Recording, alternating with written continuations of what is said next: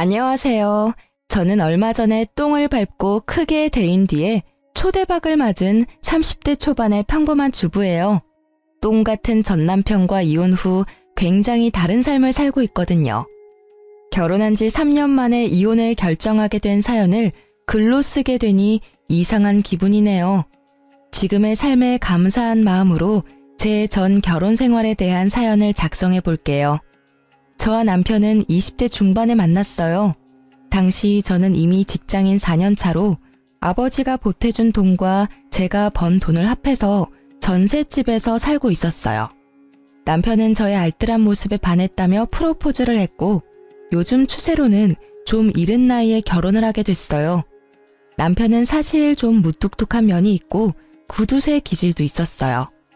그래도 연애 초반에는 좀 덜했는데 결혼 후에는 점점 심해지기는 했지만 아슬아슬하게 참을 수 있는 정도였죠. 시모는 아들이 전보인 사람으로 남편처럼 구두쇠 기질이 있었어요. 그래도 연애 초반에는 좀 덜했는데 결혼 후에는 점점 심해지기는 했지만 아슬아슬하게 참을 수 있는 정도였죠. 시모는 아들이 전보인 사람으로 남편처럼 구두쇠 기질이 있었어요. 자식은 부모를 닮는다고 했나요? 그 말처럼 두 사람은 똑같이 알뜰살뜰 돈 쓰는 걸 두려워하는 사람이었답니다. 그런 시모와 저는 그다지 가깝지는 않았어요. 시모가 매번 친정과 시댁을 차별한다며 저를 나무랐거든요. 저는 외동딸이라 친정엄마에게 매달 용돈을 드리고 있었어요. 자식도 하나뿐인데 그런 거라도 챙겨드리고 싶어서 드렸던 건데 친정엄마에게만 드리기 뭐해서 시모에게도 주는 거였거든요.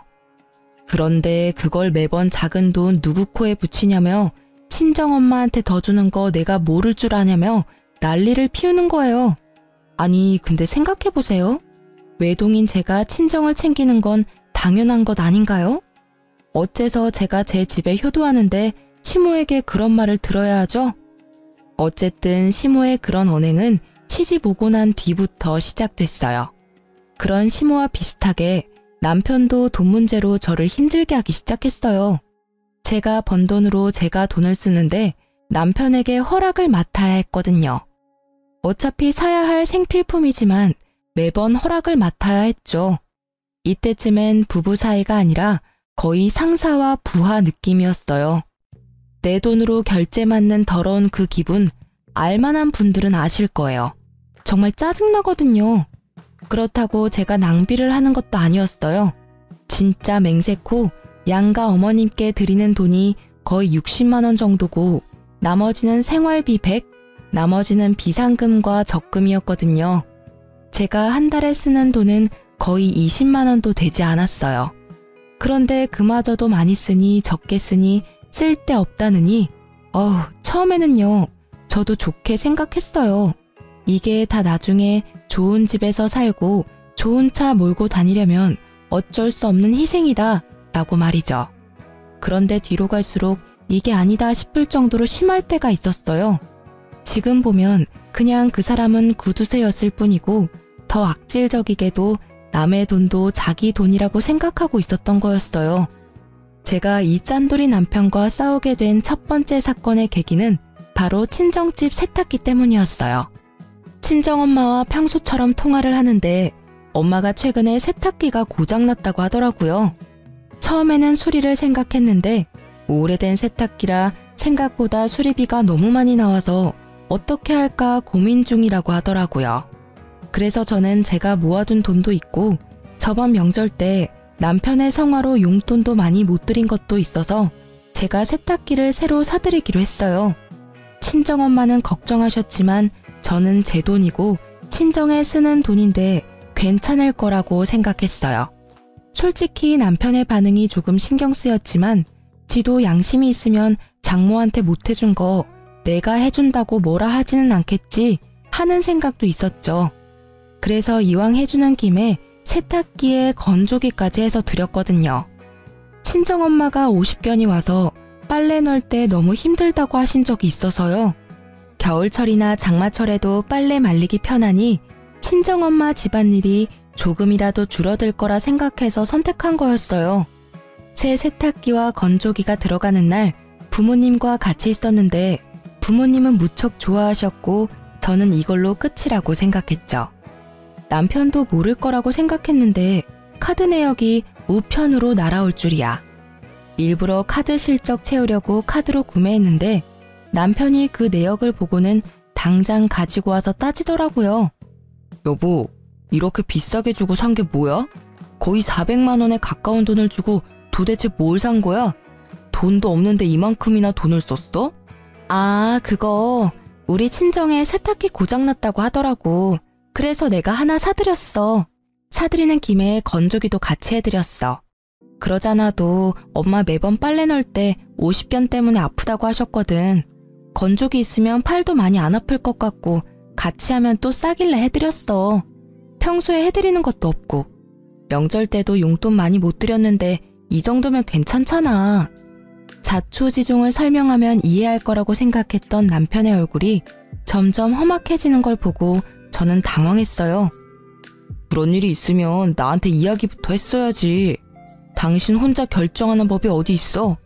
돈 400이 그렇게 쉽게 결정할 일이야? 왜 당신은 항상 이런 큰일을 혼자서 결정하는 거야? 아니, 말이 좀 그렇네? 매번 그러는 것처럼 말하는데 이번이 처음이잖아. 그리고 쉽게 결정한 거 아니야. 나도 충분히 생각했고 필요하다는 걸 느꼈으니까 산 거잖아. 나는 당신이 왜 화를 내는지를 모르겠어. 이걸 산 게 그렇게 화낼 만큼 큰일이야? 큰일이지. 당신이 쓰는 돈은 우리 돈이기도 하다고. 상대방의 소비 규모를 파악하는 것도 중요한 일이고 지금처럼 당신이 과소비하는 일도 있으니까. 그리고 내가 화를 내는 건 당신이 처갓집만 챙겨서야. 세탁기는 우리 엄마가 쓰던 걸 처갓집에 줘도 되잖아. 차라리 우리 엄마한테 세탁기 새로 사드리는 게 나았을 텐데. 뭐? 그게 무슨 논리야? 참나, 우리 집이 거지야? 무슨 말을 그렇게 열받게 해. 왜 우리 집에 남이 쓰던 걸 써야 하는데? 그리고 내가 왜 멀쩡한 시댁 세탁기를 새로 해드려? 남이 아니잖아. 우리 엄마는 혼자 사용하고 계시니까 오래되긴 했어도 깨끗하다고. 그리고 우리 엄마라면 새로 사드려도 깨끗하게 오래 쓸 테니까 돈도 덜 들고 얼마나 좋아.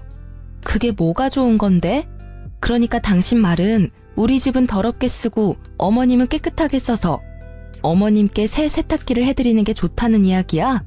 오래 쓰면 그만큼 낡아져. 그걸 좋은 점이라고 하는 거야? 근데 좋고 나쁜 걸 떠나서 일단 기분이 더럽잖아, 기분이.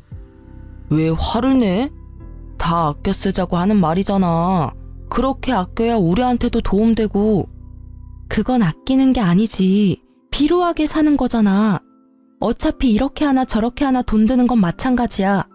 그리고 친정집 세탁기가 망가졌는데 시댁에 새 걸 해줘야 한다는 당신 생각이 미친 거지. 이번 세탁기 건조기는 다 내가 모은 돈으로 해드린 거잖아. 자기한테 돈 달라고 한 적 있어?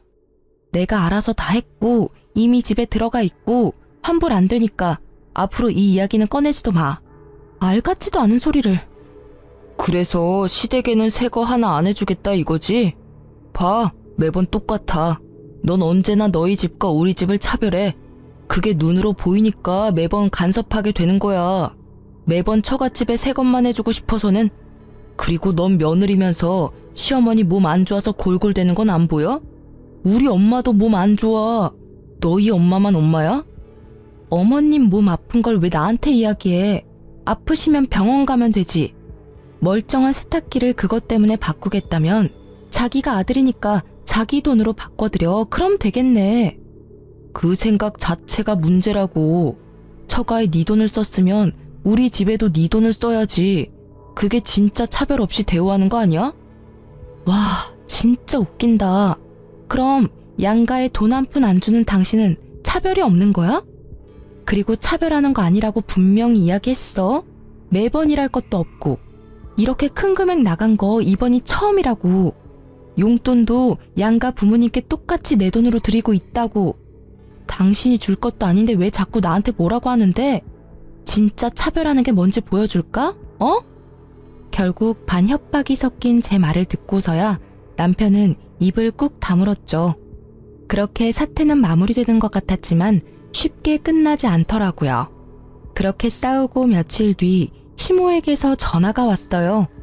네, 어머님. 어쩐 일로 전화하셨어요? 예, 우리 집 TV가 고장났는지 나오지를 않아.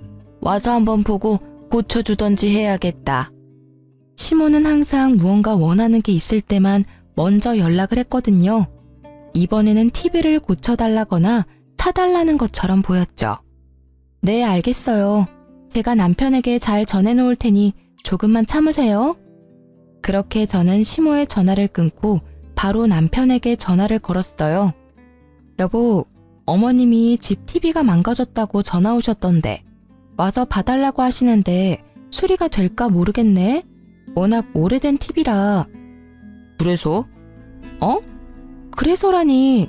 가서 한번 봐드리고 와. 내가 가서 고쳐지는 것도 아닌데 내가 왜 가? 남편의 말에 당황한 것은 저였어요. 지금 당장 가서 고쳐주겠다고 해도 모자랄 판에 왜 이렇게 새초롬하게 구나 싶었는데 남편이 저에게 한방 날리더라고요. 당신이 당신 돈으로 엄마네 TV 바꿔주면 되잖아.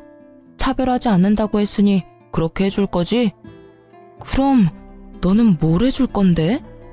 뭐? 내가 왜 해줘야 되는데? 당신이 알아서 하라니까? 그게 차별하지 않는 거지. 장난치는 것도 정도가 있거든? 야, 친정집 세탁기 고장났을 때 네가 돈 한 푼이라도 냈어? 땡전 한 푼 보태준 적도 없으면서 뭐? 나더러 시어머니 TV까지 해내라고? 네가 친정집에 뭐라도 해주면 나도 해줄게. 그러니까 뭐 해줄 건데? 너 해주는 거 봐서 시댁에 해준다니까? 내가 돈 한 푼 안 냈다고 잔소리하지 말라고. 나는 아끼자고 분명히 이야기했잖아.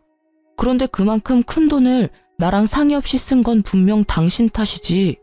왜 나한테 화살을 돌려? 당신 돈으로 처가에 뭔가를 사줬으면 똑같이 당신 돈으로 시댁에도 사줘야지. 몰래 처갓집에만 가전 사주고 이러는 거 그게 처갓집이랑 시댁 차별하는 거 아니야? 말도 안 되는 말을 논리적으로 하려고 애쓰는 미친 남편 놈을 보며 저는 화를 꾹 누르며 맞받아쳤어요. 아, 그래. 그럼 이렇게 하면 되겠네. 우리 친정집에 TV가 오래되긴 했지만 자주 안 보셔서 깨끗하고 잘 나와. 그러니까 그거 어머님 드리고 친정집에 새로 TV 사드리면 될 것 같아. 괜찮은 생각이지. 얼마 전에 당신이 생각해낸 획기적인 아이디어잖아. 남편의 되먹지 못한 발언에 열받은 저는 남편에게 들었던 말 그대로 돌려줬어요. 그랬더니 이번에는 말도 안 하고 가만히 듣고만 있더라고요. 자기가 했던 이야기를 입장 바꿔 들어보니 어이없는 일이라는 걸 깨달았던 거죠. 어때, 기분이? 좋은 생각이라는 생각이 들어? 직접 당해보니까 진짜 어이없고 열받지 않아? 있지. 당신이 돈 아끼는 건 알겠는데 남의 돈으로 대리효도하는 짓은 하지 말자. 같이 살고 있는 사람 기분 나쁘게 만들 필요는 없지 않아? 결국 남편은 제 물음에 답하지 않고 시댁 TV 일은 자기가 해결하겠다고 하고 전화를 끊었어요. 저는 남편이 알아서 하겠다고 했으니 신경을 껐고요. 솔직히 전화상이 아니라 직접 보고 이야기했다면 얼굴을 한 방 날려버렸을 거라는 생각이 들 정도로 화가 났었어요. 이후에 시댁을 갔다가 깜짝 놀라 혀를 찰 수밖에 없었어요. 남편이 시댁에 사놓은 TV를 봤거든요. 그건 중고였어요. 한눈에도 오래돼 보이는 그런 누런 TV는 절대로 비싼 돈 주고 사오지는 않았을 것 같더라고요. 화면이 나오기는 하는데 예전 고장난 TV보다 연식이 더 오래된 제품이었죠. 저는 고개를 절레절레 흔들 수밖에 없었어요. 우리 집에 저걸 들이지 않은 게 다행이라는 생각을 하면서요. 그리고 시모는 그 TV를 볼 때마다 도리어 저에게 한 소리 하더라고요. 넌 생각이라는 게 있니? 어떻게 시댁 TV가 고장났는데 중고를 사줄 수가 있어? 너희 친정에는 번듯하게 새 거 비싼 걸로 넣어주고는 이러니 내가 차별한다는 말을 안 할 수가 없는 거야. 네가 하는 꼴을 봐라. 어머님, 죄송한데 저희 친정의 세탁기는 저희가 같이 모으는 생활비로 낸 게 아니라 제가 따로 모으는 돈에서 구입한 거예요. 어머님 댁의 TV는 남편이 알아서 하기로 해서 저는 잘 몰라요. 이렇게 오래된 모델을 가져온 이유가 있겠죠. 보나마나 네가 중간에서 또 바가지 긁었겠지. 그러니 아들이 나한테 이런 걸 사다 준 거 아니냐. 그리고 처갓집에 좋은 걸 해줬으면 시댁도 좋은 걸로 바꿔줘야 형평성에 맞는 거 아니니? 이 집안에 시집 와서는 여전히 친정에 마음을 두고 있으니 객식구밖에 더 되는 거 아니겠니? 자식은 부모 닮는 게지. 네가 이 모양인 걸 보면 네 부모님 교양도 눈에 훤하다 훤해. 그러니까 저한테 말씀하셔도 저는 모르는 일이고 남편이 다 알아서 한 일이에요. 그리고 저는 어머님께 따로 제 월급에서 용돈도 드리고 있는데 이런 문제는 남편이 해결하는 게 맞죠. 저한테 돈 맡겨두신 것도 아니시잖아요. 쥐꼬리만한 용돈 준다고 아주 유세를 떠는구나. 얼마나 똑똑한지 시어머니 말에 한마디도 빠짐없이 말대꾸하며 제 남편 우습게 보는 말까지 하고. 아유, 내가 며느리를 잘못 들였지 잘못 들였어. 저는 시모가 왜 저한테 이러는지 이해가 안 가더라고요. 아니, TV를 중고로 사다 준 건 남편인데 왜 저를 혼내는 거죠? 그렇지만 남편이 사준 거라고 했더니 그 뒤에 그 이야기를 더 하지는 않았어요. 그렇게 이야기가 잘 정리되나 싶었는데 그리 쉽게 되지는 않더라고요. 남편의 구두쇠 기질은 날이 갈수록 더 심해졌어요. 그리고 그만큼 저도 시달리는 일이 많았죠. 물티슈 쓰는 것부터 물 사 먹는 것까지 간섭하며 저를 낭비하는 사람처럼 몰아가더라고요. 그래도 마음을 다잡아 보려 했는데 더 큰일이 터져버리고 말았어요. 그날은 주말이라 오랜만에 부부둘이 같이 느긋하게 시간을 보내고 있었어요. 평소에는 둘 중 한 명이 야근으로 늦는 일이 많아 서로 얼굴 보기가 쉽지 않거든요. 늦잠을 자고 일어나려는데 전화가 울리더라고요. 친정엄마였어요. 여보세요? 엄마, 무슨 일 있어? 목소리가 왜 이렇게 갈라졌어? 얘, 어떡하니? 네 아빠 상태가 위독하대. 의사 말로는 오래 못 갈 거라고 하는데? 상태가 그렇게 많이 안 좋대? 좋은 약이라도 좀 써보라고 내가 의사쌤한테 말해볼게. 이미 그 단계는 이미 지나서 효과가 없을 거라고 말하더라. 그래도 원하면 써보긴 할 텐데 지금은 의미가 크게 없다고. 그래서 이렇게 손 놓고 기다려야 하는 거야? 좋아지기를 바라지만 아무리 봐도 상태가 안 좋아. 너도 나도 마음의 준비를 해야 한다고 선생님이. 울지 마. 지금 내가 갈게. 잠깐 기다리고 있어봐. 아니야, 됐어. 어차피 와도 너 못 들어와. 보호자 한 명만 특정 시간에 들어올 수 있대. 임종 때는 가족들 와서 봐도 된다고 하지만 아버지도 아버지지만 엄마가 걱정돼서 그러지. 병원비도 많이 나왔을 건데. 딸, 병원비는 걱정하지 마. 네 아버지가 보험을 잘 들어놨더라고. 아, 그러고 보니 네 아버지가 오늘 사망보험금 이야기하더라. 사망보험금? 커진 제 목소리에 남편 얼굴이 저를 향했어요. 저는 남편에게 아무것도 아니라는 제스처를 취한 채 다시 친정엄마와 이야기를 나눴죠. 그래, 사망하면 수령을 어떻게 해야 하는지 잘 알아보라고 하던데. 수령인이 나로 되어 있는데 네가 가서 받을 수 있는 방법이 없는지 좀 알아봐 줄래? 법정 상속인으로 되어 있으면 너도 상속인에 해당돼서 받으러 갈 수 있지 싶은데 내 이름으로 되어 있어서 어떻게 해야 할지 모르겠구나. 그래? 그럼 내가 보험회사 전화해볼게. 수령인이 법정 상속인이 아니라 특정 사람으로 지정되어 있을 때 가족인 다른 사람이 수령하려면 어떻게 해야 하는지 물어보면 되지? 그래, 네 아버지가 미리 알아봐 놓으래. 어지간히도 우리가 걱정되시나 보다. 아무것도 못할까봐. 당신 몸이나 걱정해야 할 때 왜 우리 걱정을 하는지. 또 흐느끼는 친정어머니를 달래며 화장대 앞에 거울을 보고 있었는데 남편 눈빛이 묘하게 반짝이는 걸 느꼈죠. 뭔가 찝찝한 느낌이 들어서 전화를 끊고 남편에게 물었어요.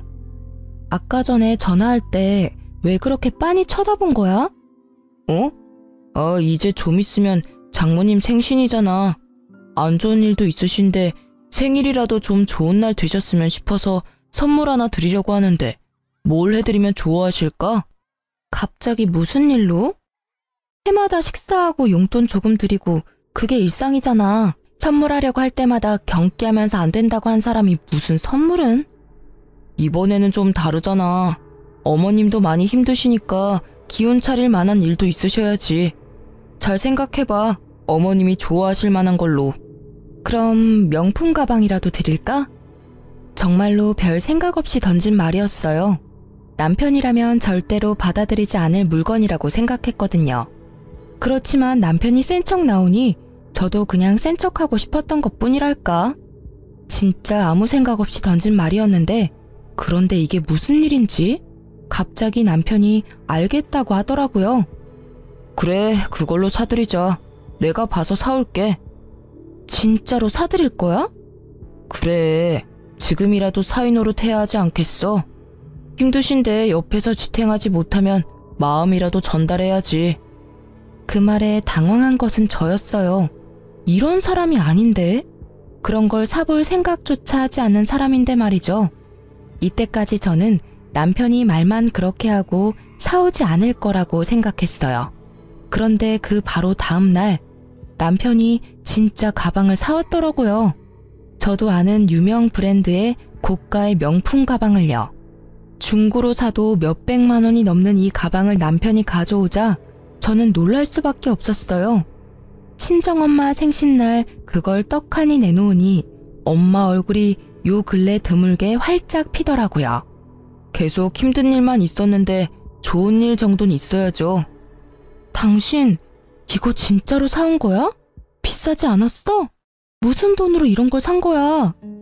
한 1,000만 원 정도 주고 샀는데 살 때 이렇게 큰 돈 주고 물건을 사본 적이 처음이라 후덜덜 떨리더라고. 하며 남편이 너스레를 떠는 모습을 보며 저는 진심으로 남편에 대해 고마움을 느꼈어요. 그것이 고가의 가방이 아니라 하더라도 그 마음은 진심이었어요. 어머니가 힘들어하는 시기에 하나뿐인 사위와 딸이 맛있는 식사 대접에 마음을 다독여줄 따뜻한 선물을 해준다는 건 너무나 환영할 만한 일이니까요. 저는 그런 남편에게 진심을 담아 말했어요. 여보, 고마워. 엄마가 기운을 조금 차리신 것 같아서 나도 기분 좋아.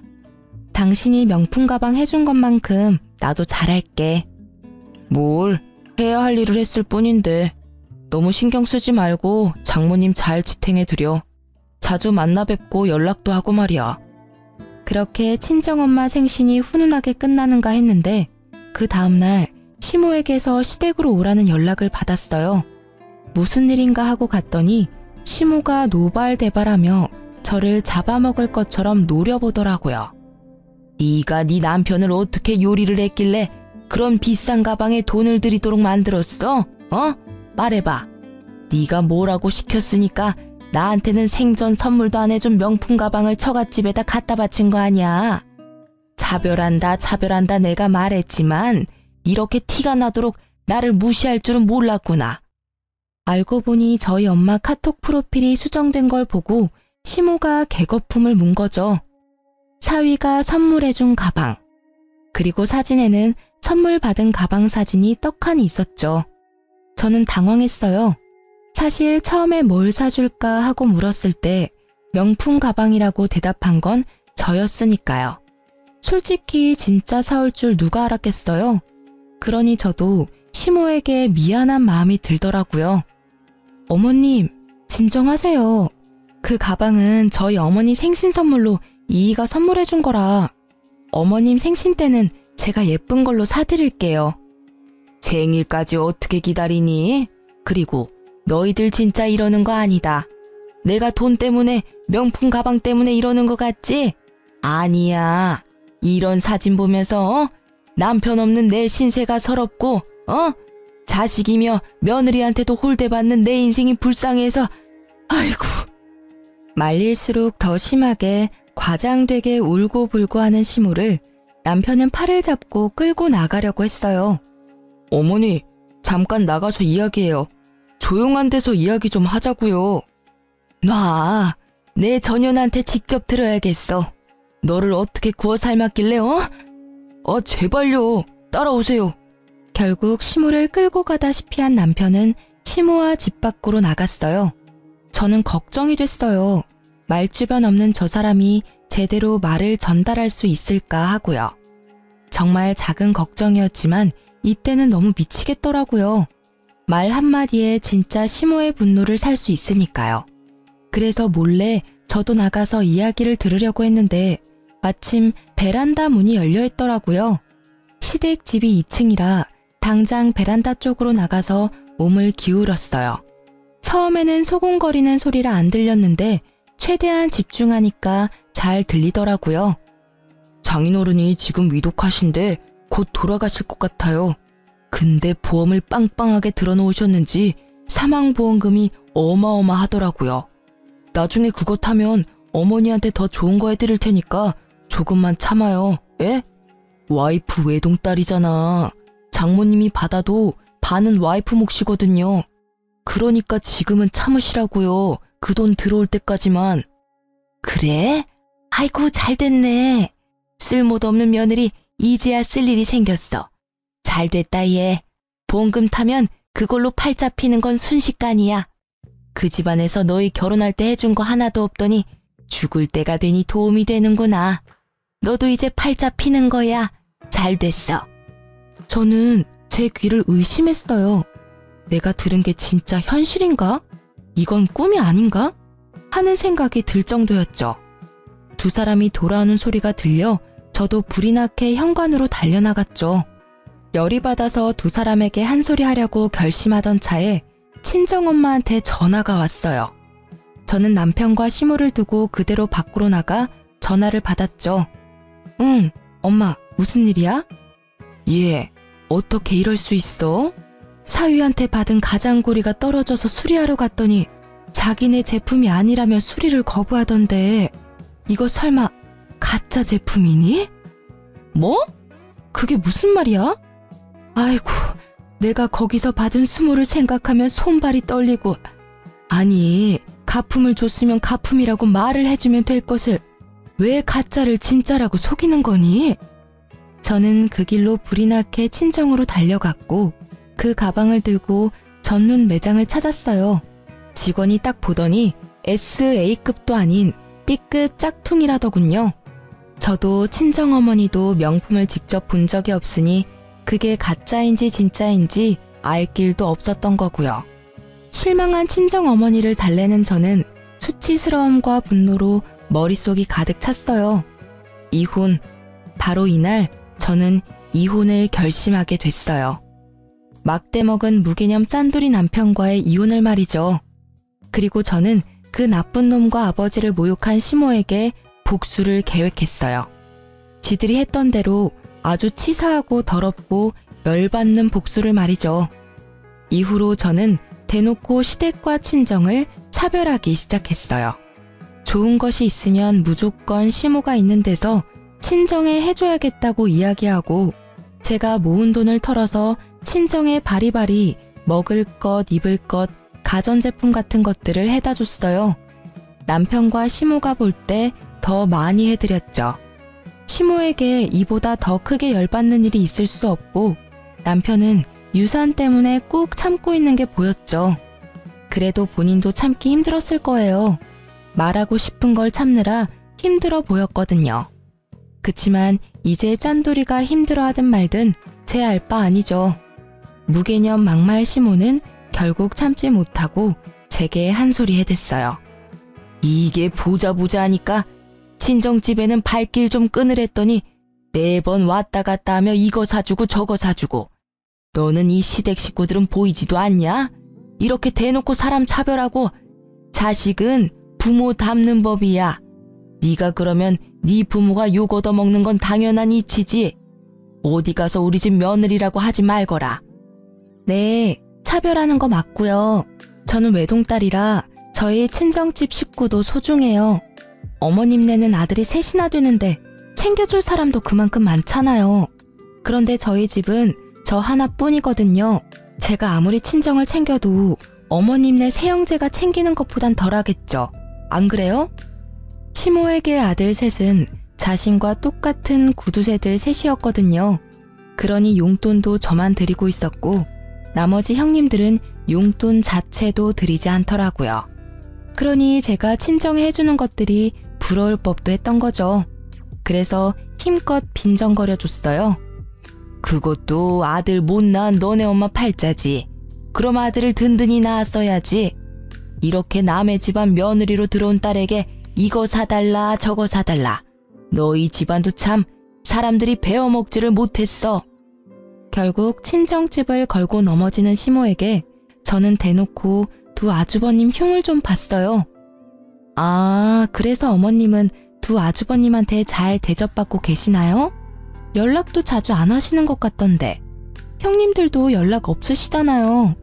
하긴 그것도 어머님 팔자시죠. 어머님이 매번 자식은 부모 닮는다고 하셨는데 그 말이 딱 맞네요. 두 아주버님도 어머님을 똑 닮으셔가지고 참 야무지세요. 그죠? 뭐? 인연이 이거 아주 못하는 말이 없네. 이제 막가기로 결정한 거니? 이 싸가지가 없는 년, 막되먹은 년. 어디서 이런 벼락 맞을 년이 집안에 들어와가지고 불쌍한 친정집 챙겨주느라 시모 고생하는 건 눈에 보이지도 않지? 네 남편을 본받아. 장모 눈치 보느라 그 비싼 가방까지 해주고. 가방 이야기에 빡친 저는 웃으며 시모에게 말했어요. 저도 가방 사드릴게요. 그럼 됐죠? 그리고 며칠 뒤 시모의 생일날 저는 정말로 가방을 샀어요. 물론 짝퉁으로요.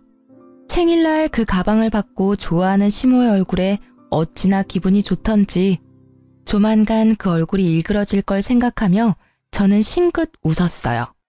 남편놈은 본인이 장모에게 해준 가방 때문에 제가 시모에게 가방을 선물해줬다고 생각하고 있더라고요.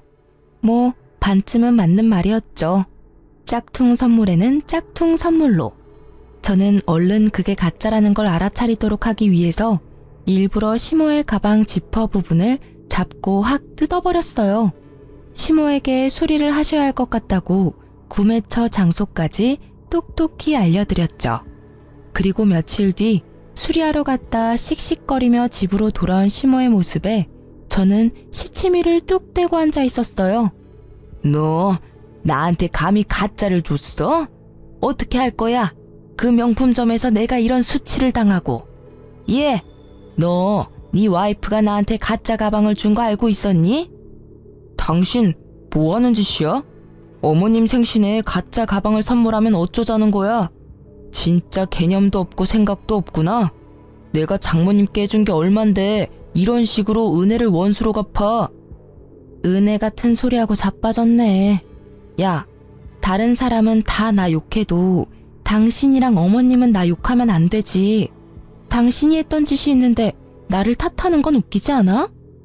뭐라는 거야 얘가? 어머님 모르셨어요? 댁의 아드님이요. 장모한테 B급 가짜 가방을 줬더라고요. 생신 선물로요. 그래놓고는 명품 가방이라고 속이고는. 그래서 저도 어머님한테 똑같이 드린 거예요. 저희 어머니가 받았던 것처럼 짝퉁 가방으로요. 아드님이 뿌린 대로 거둔 거니까 불만은 없으시죠? 그거 언제 알았어? 아니 그건 다 이유가 있어서. 그 이유는 알고 싶지도 않아. 짝퉁? 그것도 괜찮아. 처음부터 가짜라고 이야기했으면 차라리 나았어. 돈 없지만 다음에는 진짜를 사주겠다고 이야기했다면 우리 형편에 아쉽지만 어쩔 수 없다며 좋게 넘어갔을 일이지. 그런데 당신은 그걸 숨겼어. 아니 거짓말을 했지. 1,000만 원이 넘는 가격으로 산 것처럼 사기를 쳤어. 자기 장모한테 말이지. 이 사기꾼. 서슬퍼런 제 모습이 처음인지라 남편과 시모는 놀란 눈치였어요. 그런 남편의 모습에 저는 한 방 더 먹여주기로 했어요. 그리고 한 가지 더 말해주는데 그 일 덕분에 우리 엄마가 괘씸해서라도 나한테는 아버지 보험금 안 주겠대. 어차피 지정수령이니라 엄마한테 다 가는 거라 나는 한 푼도 못 받는다고. 뭐? 그게 무슨 말이야? 당신도 법정 상속인인데 왜 못 받아? 나도 몰라? 아니면 우리 엄마한테 직접 물어볼래? 진짜로 안 줄 생각인 건지. 남편 놈이 진짜로 급했는지 친정엄마한테 곧바로 전화를 걸더군요. 그 탐욕 가득한 눈빛이 어찌나 한심하던지 물어보랬다고 그걸 전화하는 저 뻔뻔함에 치를 떨었죠. 어머님, 저 한 가지만 여쭙겠습니다. 혹시 와이프는 장인어른 사망보험금 못 받습니까? 그래, 자네는 우리 집을 뭐라고 생각하는 겐가? 자네 장인 사망보험금은 이 집에서 알아서 할 일이야. 자네가 신경 쓸 일 아니지. 나는 지금 자네에게 크게 실망했어. 이런 무례한 전화도 그 중에 하나지. 더 이상 할 말 없으니 이제 더 이상 나한테 전화하지 말게. 미리 친정엄마와 계획해둔 거였어요. 아버지의 사망보험금이 사라진다면, 내 몫이 사라진다면 이 짠돌이가 어떻게 나올까 하고, 아마 분명히 높은 확률로 제가 바라던 말을 해줄 거라고 생각했어요. 그리고 제 예상이 맞았어요. 남편의 절박하던 얼굴은 금세 뻔뻔하게 바뀌더라고요. 그 얼굴에는 미안함도 부끄러움도 없었어요. 당신이 사망보험금 못 받는다면 나랑 같이 살 필요 없어. 우리 이혼해. 짠돌이 남편 싫다며. 매번 차별 운운하는 시어머니도 싫고. 그럼 됐잖아. 그냥 이혼하자. 그래, 너 잘 생각했어. 애도 못 가져. 처갓집이랑 차별도 하고. 이런 못 사는 집 딸보다 더 좋은 여자 이 나라에 널리고 널렸어. 위자료나 듬뿍 받아내라. 두 사람의 말에 저는 속으로 비웃었어요. 지금 부부가 같이 사는 집도 제 명의로 된 전셋집이고 그마저도 결혼 중에 마련한 게 아니라 제가 처녀 시절부터 마련해서 온 것인데 지들 위자료 받을 생각으로 가득하더라고요. 이혼 소송할 거지? 어차피 합의 이혼은 안 될 것 같으니까. 나는 당신이 유책 배우자라고 생각하고 그렇게 증거 모을 테니까 위자료는 아마 당신이 내야 할 거야. 그게 무슨 소리야. 위자료는 당신이 내야지. 나는 이미 어머님이 나한테 한 막말들 다 녹음해놨어. 카톡 대화 내용도 다 찍어놨고. 제 말에 심오한 남편은 그제야 꿀먹은 벙어리가 되더라고요. 그 뒤에 남편은 자기가 불리해질 것 같으니 뒤늦게 울며 불며 인정에 호소하며 매달렸지만 저는 냉정하게 뿌리쳤어요. 보험금 못 받는다니 냉큼 이혼하자던 놈이 이제 와서 무슨 낯짝으로 다시 매달리는지. 결국 이혼 소송은 역시 저의 승리였어요. 그리고 그 판결 이후 친정아버지가 돌아가셨죠. 친정엄마는 이혼한 제게 사망보험금의 반을 나눠주고 저는 보험금과 위자료, 전세금을 합해서 아주 좋은 집을 계약했어요. 그렇게 4년이 흘렀어요. 이미 저는 좋은 남자를 만나 재혼에 성공한 상태였죠. 내심 이번에는 절대로 짠돌이와 만나지 않으려고 조심 또 조심했는데요. 그렇게 만난 게 현재 남편이에요. 작은 상가를 소유한 남자로 결혼 직후 아기 천사가 찾아온 덕분에 저는 회사를 그만두고 아이 육아에만 힘쓰고 있었죠. 그러다 아이를 어린이집 보내고 남는 시간엔 남편 상가에 가서 일을 조금씩 도와주고 있었어요. 그리고 어느 날 남편 건물에 청소 여사님 면접을 보기로 해서 아기를 안고 건물 관리실로 들어갔어요. 그 안에는 면접을 보기 위해 온 연세 지긋해 보이는 여사님들이 계시더라고요. 그리고 고개를 돌리다가 저는 익숙한 얼굴과 마주쳤어요. 바로 전시모였어요. 전시모는 제 모습을 보더니 제가 이곳에 면접 보러 온 줄 아시더라고요. 아이고, 어디서 남자 하나 꼬셔서 애 낳고 살고 있니? 세상에, 이런 청소하는데 올 정도면 네 팔자도 망한 거나 다름없구나. 여자 팔자는 남자를 잘 만나야 펴는 법인데 네가 만난 남자가 얼마나 못났으면 이런 데를 와? 우리 아들이랑 헤어지고 어떻게 사는지 척보니 알만하구나. 그러게 왜 그 난리를 치며 이혼까지 해가지고는 내가 무어라 말하기 전에 먼저 치고 나오더라고요. 저는 아무 말 없이 그냥 듣고만 있었어요. 그냥 웃겼어요. 자기 처지도 모르고 여기 와서 잘난 체 하는 게 제 무덤 열심히 파고 있는 모양이더라고요. 그래도 애는 하나 낳아줬나 보네. 우리 애가 너한테서 애 보기 싫어서 애를 안 가진 거 아니니? 잘했지. 애라도 있었으면 얼마나 울고 먹었을 거야? 애 있다고 양육비 내놓으라 어쩌라 했겠지. 애가 없는 게 얼마나 다행인지. 아무 말 없는 거 보니 너도 네 처지가 부끄럽긴 한가 보네. 그렇게 말하던 전시모의 눈이 제가 들고 있던 가방을 향하더라고요. 남편이 사준 브랜드 제품 가방이었는데 그걸 보고 피식 웃더라고요. 나쁜 버릇 또 나왔구나. 청소나 하러 다니는 주제에 가짜 명품 가방을 들고 다니니? 나한테 짝퉁 가방 선물할 때부터 알아봤어. 그것도 가짜지? 줘봐. 그때 내가 당한 수치를 생각하면 지금도 화가 가라앉지를 않아. 그러면서 제 가방을 뺏어갔어요. 가방을 험하게 다루며 상처를 내길래 제가 말해줬어요. 그거 가품 아니고 진품이에요. 이미 가죽에 기스가 났네요. 수리 비용 주실 거죠? 이거 수리 안 되면 하나 통으로 사주셔야 하는데 그 정도 능력은 있으신 거겠죠? 하긴 아드님이 셋이나 계시는데 그 정도 돈 없겠어요? 제가 차분하게 웃고 있으니 전시모도 약간 이상하게 생각한 듯 하더라고요. 제 가방이 바닥에 내팽겨쳐질 때 마침 관리실 문이 열리면서 관리 직원이 인사를 하러 나왔죠. 아이고 사모님, 왜 거기서 계세요? 여기 안쪽으로 와서 앉으세요. 사모님? 저는 전시모가 바닥에 떨군 가방을 들어 먼지를 툭툭 털어냈죠. 고개를 드니 전시모의 얼굴이 새하얗게 질린 게 보이더라고요. 그제야 상황 파악이 된 것 같더라고요. 제가 일하러 온 사람이 아니라는 것과 자신이 던져버린 가방이 가품이 아닌 진품이라는 걸요. 네, 제가 사모님이고 오늘 이 건물 청소 여사님 구하는데 지금 남편이 면접 좀 봐달라고 해서 온 거예요. 일단 한 분씩 안쪽 방에서 면접 볼게요. 저희는 연이 있으니 먼저 면접 봐드릴게요. 안으로 들어오세요. 저와 전시모가 관리인 방으로 들어갔어요. 따라오지 않을 줄 알았던 시모가 놀라서 그런지 아무 생각 없이 순순히 따라 들어오더라고요. 저희는 가족처럼 함께 일할 여사님을 구해요.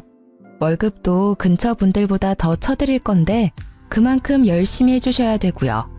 개인적으로는 꼭 맡아서 해주셨으면 좋겠어요. 이제껏 알뜰하게 사시는 걸 제가 잘 봤잖아요. 우리 건물도 그렇게 알뜰살뜰 잘 꾸려서 청소해 주실 것 같아서요. 제 말에도 아무 대답을 하지 못하더라고요.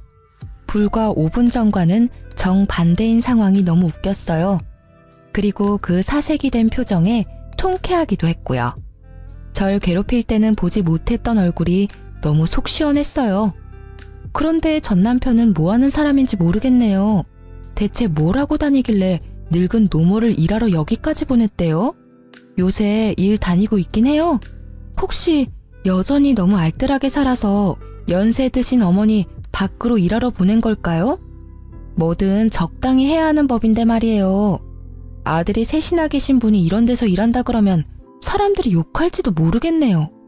걱정해주는 척 폭탄을 날리며 비웃자 전시모는 자존심이 상했는지 화난 얼굴로 벌떡 일어나더라고요. 내가 이딴 곳에서 일할 줄 알아? 절대 안 할 테니 그리 알아. 저도 채용할 생각은 아니었어요. 받아들인다면 두고두고 갑질 제대로 할 생각이었는데 알아서 빠져나가더라고요. 나중에 전시모가 왜 여기까지 오게 됐는지 주변 사람들에게 물어보니 아들이 셋이나 되는데 아무도 용돈 주는 자식이 없대요. 제가 있었을 때는 제가 드리는 용돈이 유일했던 것 같더라고요. 그렇게 자식 셋이 전부인 것처럼 굴더니 결국 용돈도 주지 않고 왕래조차 잘 안 한다고 해요. 본인이 뿌린 씨앗, 본인이 거둔 거죠. 그렇게 구두쇠같이 굴었으니 자식들도 똑같이 그렇게 큰 거죠. 그리고 며칠 지나지 않아 전 남편이 건물로 찾아왔더라고요.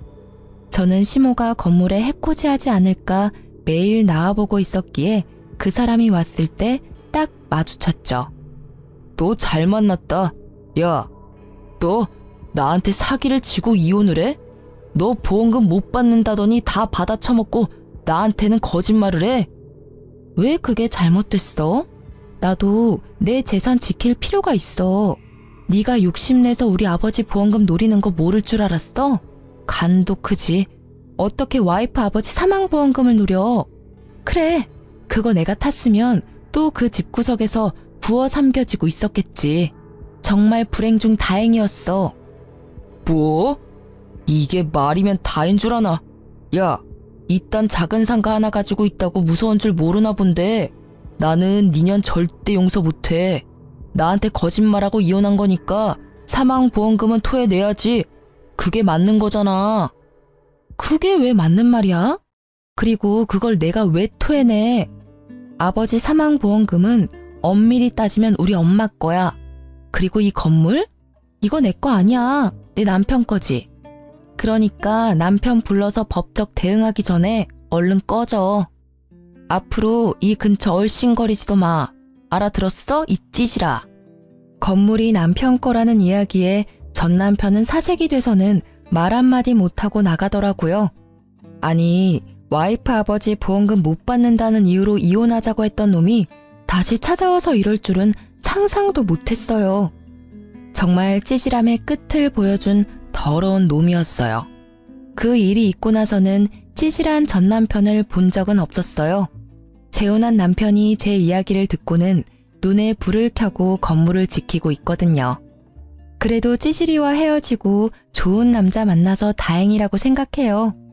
지금 남편은 저희 친정에 너무 잘해줘서 가끔 미안할 정도거든요.